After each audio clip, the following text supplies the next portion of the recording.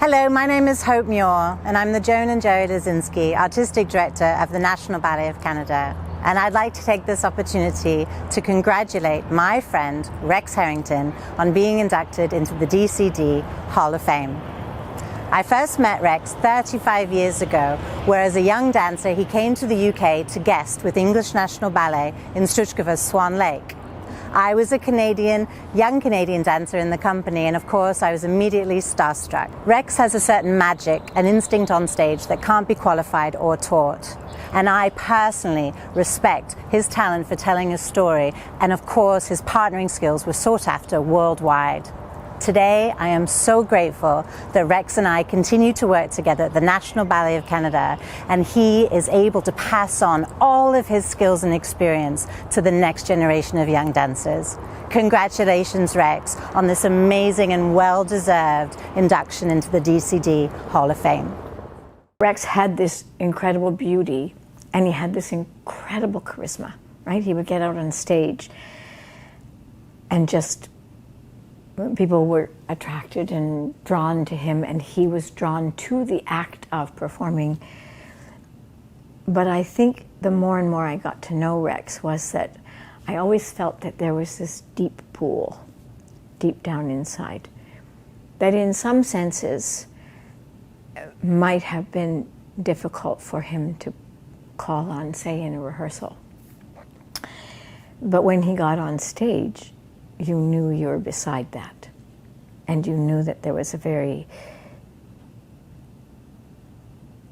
deeply loving human down in there, despite all the stuff that we put on each other and put on ourselves to protect ourselves, that somehow when I came on stage, I had the honor of being with that,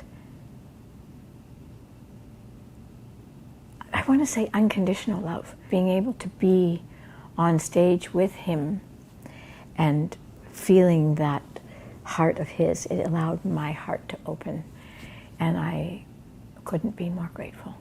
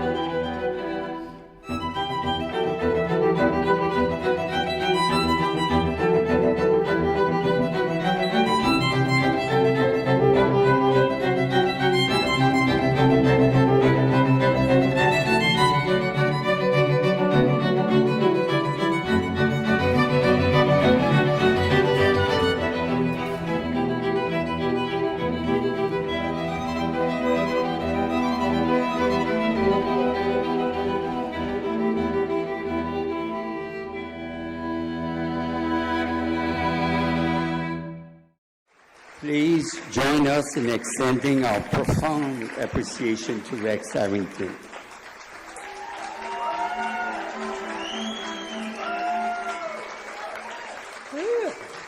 I didn't expect to get emotional, but it is incredibly emotional to watch that, to watch your life literally flash before your eyes.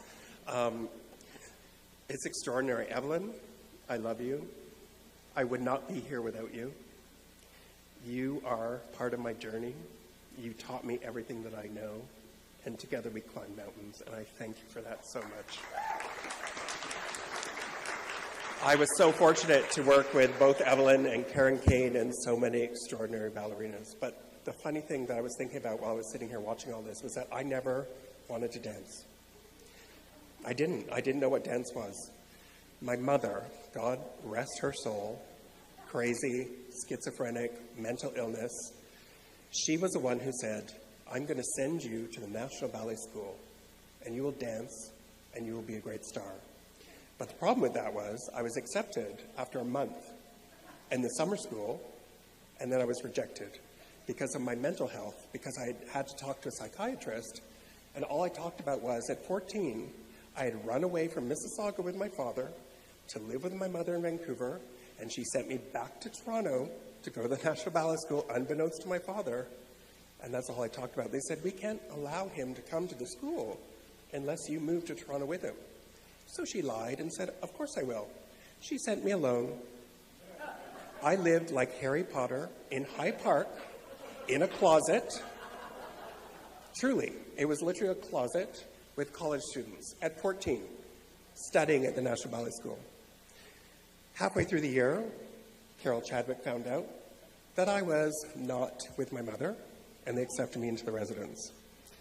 And the rest is history, I guess you could say. So I thank my mother for giving me this life, because I truly believe that if I hadn't danced, I would be dead. I think that artists really come from a place of pain. And they come from a place where we need to vent and express and feel this love from an audience. And standing up here tonight, I am invigorated being here, being acknowledged that we are human. And that is what dance is, that moment when you step on stage and it's all yours. And we're giving our lives to an audience. I went into therapy once for many, many years, and I'd written an article in Dance Magazine.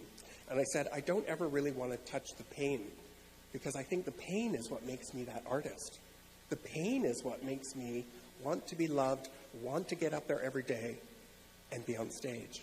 And he said to me, in my experience, if you examine that pain, it will only help you go further.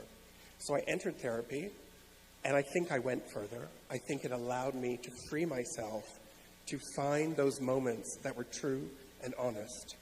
I've always said in any interview I was happiest on stage. I find life confusing. I find life painful. I find our human experience sometimes, what's going on in the world, I can't even imagine it. But I think that art, throughout history, has been something that has pulled us all together. And as an artist, I loved being on stage. I loved helping you forget, for that moment that you watched Onegin or Romeo or Nuage or whatever it was, that you enjoyed that quiet space where we all came together and we felt something. And I feel something tonight. And I'm so touched. And I want to say thank you. I'm so blessed to have had this career. And Jean, thank you for calling me young. Thank you so much. Thank you. Thank you.